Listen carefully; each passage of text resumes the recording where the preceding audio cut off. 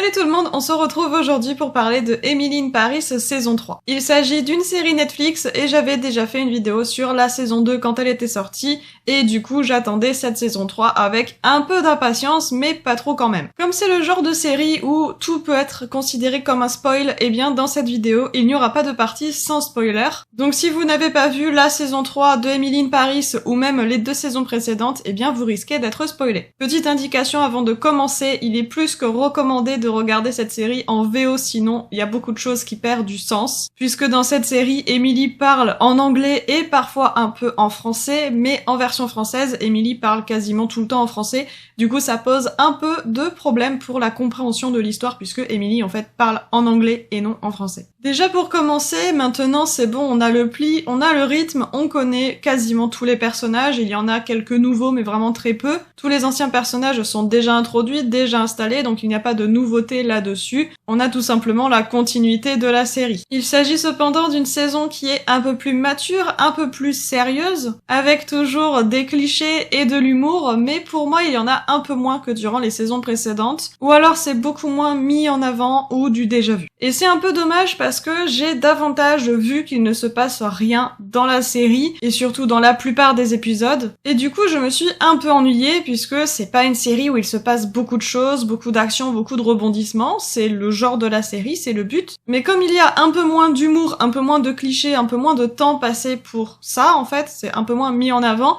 du coup je me suis un peu plus ennuyée. Comme cette série prend une tournure plus sérieuse, et bien ça rend les épisodes plus longs, alors que pourtant leur durée n'est que de 25 à 35 minutes, donc c'est des épisodes plutôt courts pour une série, mais pour autant ça m'est arrivé parfois de regarder où est-ce que j'en suis dans la timeline du coup de l'épisode pour savoir si je suis plutôt au début ou à la fin.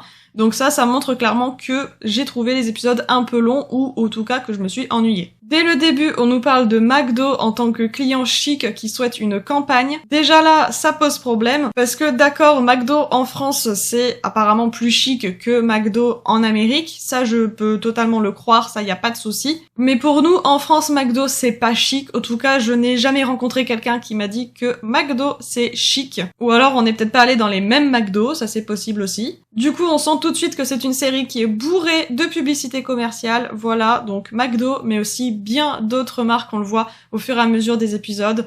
C'est dommage, mais en même temps c'est comme ça, donc à la limite pourquoi pas. Du coup il fallait peut-être placer McDo quelque part pour faire de la pub, mais le résultat est quand même un peu bizarre. Si on revient un peu sur l'histoire et sur les épisodes, eh bien je n'ai pas spécialement apprécié les premiers épisodes avec la guerre entre Madeleine et Sylvie. Au moins il y a eu de l'action et des passages drôles, surtout avec le filtre et les pigeons.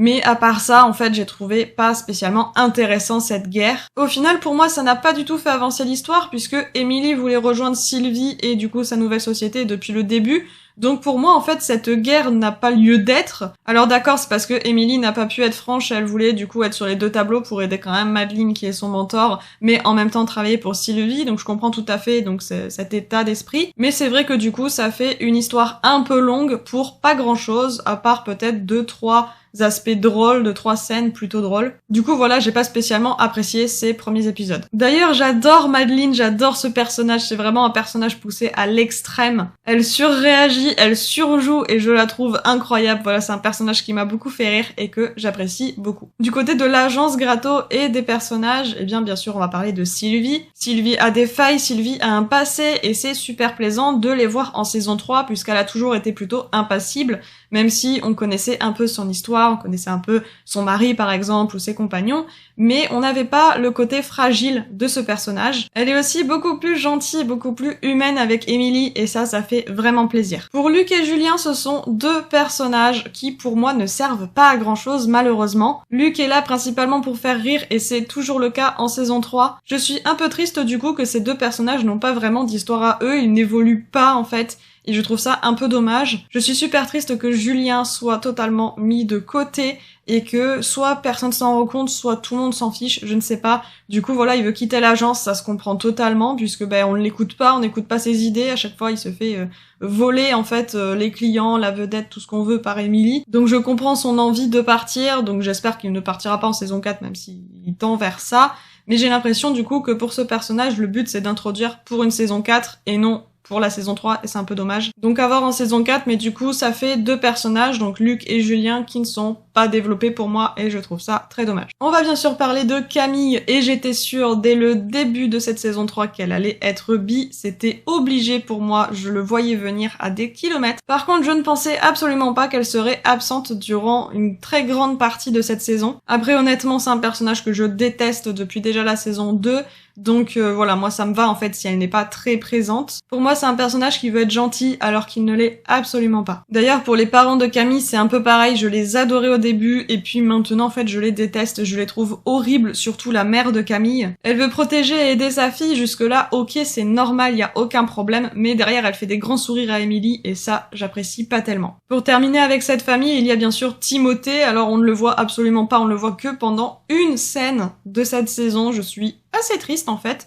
puisque c'est un personnage qui était quand même un peu plus présent durant les saisons précédentes, avec quand même quelques scènes, une petite histoire, même si bien sûr il n'a pas une très grande place dans l'histoire. Et du coup le retrouver juste pour une scène, et en plus une scène super malaisante, soit on ne met pas cette scène en fait, et tant pis le personnage n'est pas là, même si c'est vraiment dommage en fait, ou alors on met le personnage mais on le met pour plusieurs scènes, pas juste pour une seule super malaisante, j'ai trouvé ça super dommage. Mais bon c'est comme ça, du côté de Mindy, j'étais un peu surprise de ce qu'ils ont fait du coup pour ce personnage. D'ailleurs son nouveau petit copain, je me souviens jamais de son prénom, mais je le trouve horrible, je l'aime pas du tout. Après c'est le but aussi hein, de créer une rivalité avec du coup Emily, qu'il se passe quand même des petites choses, puisque bah sinon il se passerait pas grand chose au final dans cette série. Après j'ai l'impression qu'on va avoir droit à un triangle amoureux pour la saison 4 avec du coup Benoît, puisqu'il y a du coup l'Eurovision qui va arriver dans l'histoire. D'ailleurs super grosse opportunité, mais en même temps je trouve ça tellement improbable. Mais bon pourquoi pas en fait, pourquoi pas au final, puisque ça fait du coup une nouvelle histoire, une nouvelle intrigue, il peut se passer plein de choses.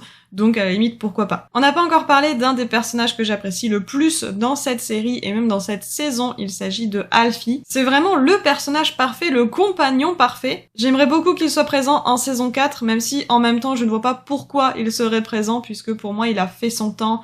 Il n'a pas forcément à revenir, même si j'aimerais beaucoup, puisque c'est un personnage que j'apprécie énormément. Et j'ai cru comprendre d'ailleurs que c'était le personnage préféré de beaucoup, en tout cas c'est ce que j'ai lu sur les réseaux. Professionnellement, tout s'accélère pour Gabriel, alors j'ai l'impression que c'est peut-être un peu trop et peut-être un peu trop facile, même s'il le mérite, hein, ça totalement. Mais d'un coup, il récupère une part de son restaurant, il peut le rebaptiser, il le rouvre et là, juste après, il récupère une étoile Michelin. Ça va beaucoup trop vite pour moi. Si à ça, on ajoute le fait que Camille est enceinte et que son rêve, du coup, c'est d'avoir le restaurant étoilé et des gosses, bon, ben pour moi, ça va beaucoup trop vite et c'est beaucoup trop simple, même si je suis d'accord avec Camille, ça se passe pas bien. Petit détail aussi, mais quand Emily lui annonce qu'il va avoir une étoile Michelin, et ben j'ai pas l'impression qu'il est si content que ça. Il le montre un peu, mais pas tant que ça, alors que je pensais qu'il allait vraiment sauter de joie, puisque c'est quand même son rêve.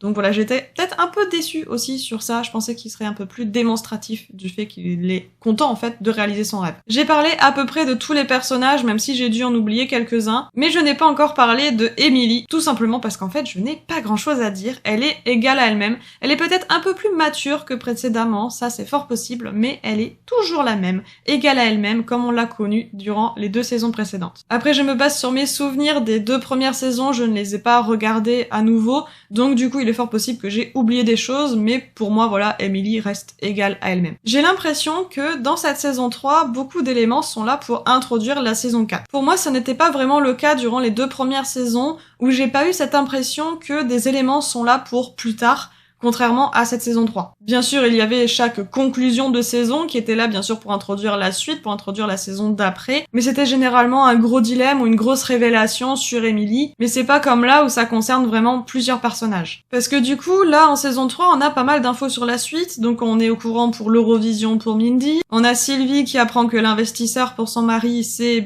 son pire ennemi, on a Gabriel avec son restaurant qui va avoir l'étoile Michelin, et on a bien sûr, donc, Camille qui est enceinte. Et on a Julien aussi qui va sûrement quitter la boîte. Du coup, tout ça crée des éléments qui sont intéressants pour la saison 4 et c'est pas plus mal. C'est pour moi quelque chose qui manquait un peu dans les premières saisons puisque à la fin, donc au dernier épisode de chaque saison, on avait bien sûr un dilemme, quelque chose, pour bien sûr nous donner envie de voir la suite, mais si ça s'arrêtait à ce moment-là, eh bien, on pouvait s'arrêter à ce moment-là et la série était terminée. Là, comme il y aura une saison 4, eh bien l'avantage c'est qu'ils peuvent introduire cette fameuse saison 4. Après, honnêtement, je ne suis pas impatiente de la voir, c'est comme pour cette saison 3, je veux la regarder, mais je ne suis pas impatiente. Globalement, c'est une série que j'aime bien, sans prise de tête, à ne pas prendre au sérieux et drôle sur les bords. Donc c'est toujours un plaisir de regarder les aventures d'Emily et bien sûr, je regarderai la saison 4. Voilà, cette vidéo est maintenant terminée, j'espère qu'elle vous a plu. Si c'est le cas, comme d'habitude, n'hésitez pas à mettre un petit pouce bleu, ça aide énormément la chaîne, à vous abonner et à laisser un commentaire.